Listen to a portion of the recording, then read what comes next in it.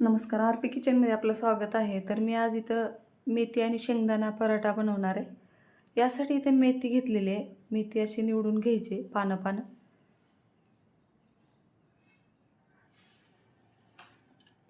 आता इथे मेथी निवडून झालेली आहे. स्वच्छ धुवून घ्यायची आणि बारीक कट करून घ्यायची. कारण या मेथीला थोडीशी माती लागलेली असते. तुम्हाला माझा व्हिडिओ थोडा जरी आवडला असेल तर प्लीज व्हिडिओला लाईक करा, चॅनलला सबस्क्राईब करा. सबस्क्राईब केल्यानंतर बेल आयकॉन प्रेस करायला विसरू नका. ऑलवर क्लिक करा म्हणजे माझ्या प्रत्येक व्हिडिओचे नोटिफिकेशन सगळ्यात आधी तुम्हाला येईल. हाईप या ऑप्शनवर क्लिक करून जे काही पॉईंट्स असतील ते द्यायला मात्र विसरू नका. तुमचे एक लाईक, एक सबस्क्राईब आणि या हाईपचे पॉईंट माझ्यासाठी खूप महत्त्वाचे आहेत. आणि छानशी कमेंट करा.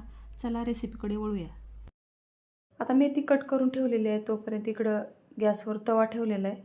सुरुवातीला मिरची टाकून भाजून घ्यायचे, थोडेसे शेंगदाणे, 2-4 लसण पाकळ्या आणि मेथीची भाजी टाकून भाजून घ्यायचे. आता इथं बारीक मेथीची भाजी कट केली.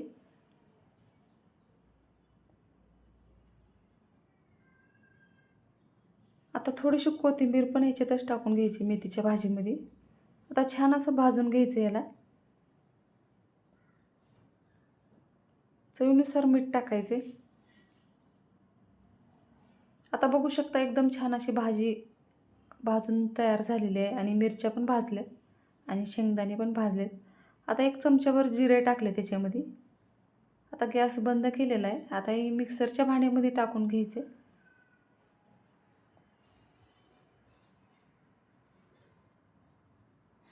आता एकदम बारीक पेस्ट वाटून घ्यायची याची. आता बघू शकता एकदम बारीक असं वाटून झालेलं आहे. आता इथं रेग्युलर चपाती आपण बनवतो तेवढ्याली चपाती बनवून घ्यायच्यात 2.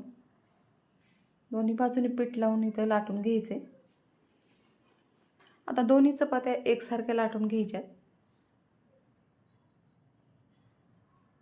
आता दोन्ही पण चपात्या लाटून झालेल्या आहेत बघू शकता. आता हे जे वाटलेलं मिश्रण आहे ते या चपातीवर असं पांगवून घ्यायचे आणि दुसरी चपाती ह्याच्यावर टाकून लाटून घ्यायचे एकदा.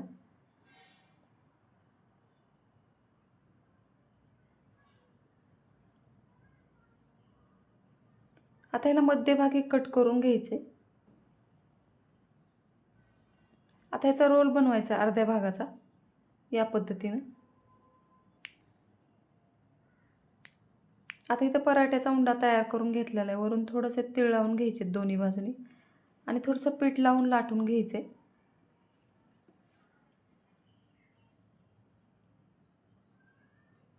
आता इथं पराठा लाटून झालेला आहे. इथं गॅसवर तवा ठेवायचा आहे आणि तव्याला तूप किंवा बटर लावून घ्यायचं आहे.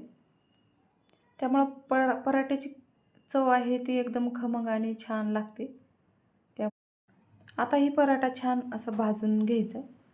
दोन्ही बाजूने तूप लावून घ्यायचे. आता दुसरा पण पराठा याच पद्धतीने लाटून घ्यायचा आहे. तर हा पराठा एकदम छान असा भाजलेला आहे. आता दुसरा पण पराठा मी भाजून घेणार आहे.